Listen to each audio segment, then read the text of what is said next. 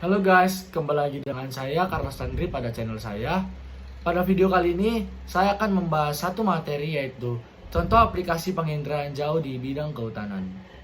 Nah, apa sih contoh aplikasi penginderaan jauh di bidang kehutanan?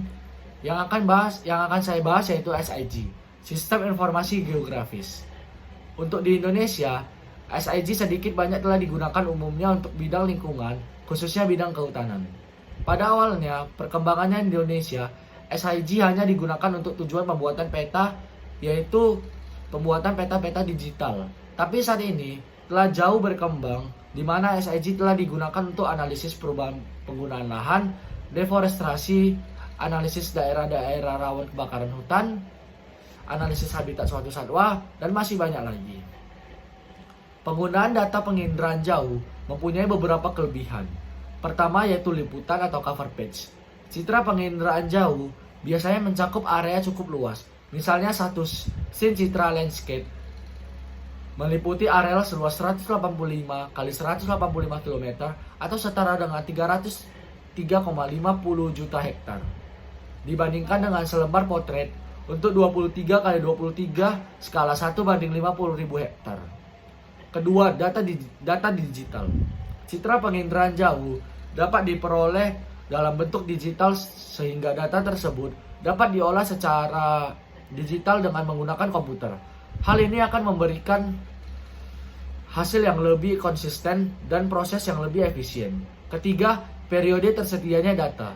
Data citra dapat diperoleh secara periodik, misalnya setiap 16 hari untuk Landsat TM.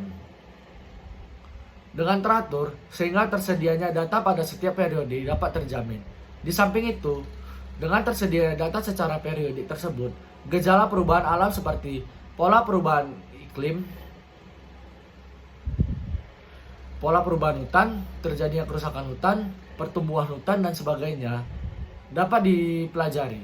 Yang keempat, dan yang terakhir yaitu murah atau cost efektif. Dengan cakupan wilayah yang luas, maka biaya pengadaan citra persatuan luas menjadi lebih murah. Hutan yang mempunyai peranan penting secara ekologi, ekonomi, dan sosial perlu diketahui kondisinya secara periodik agar hutan dapat dikelola dengan tetap memelihara dan mempertahankan manfaatnya secara lestari dan berkelanjutan. Nah, kita juga akan membahas beberapa contoh penggunaan SIG di bidang kehutanan.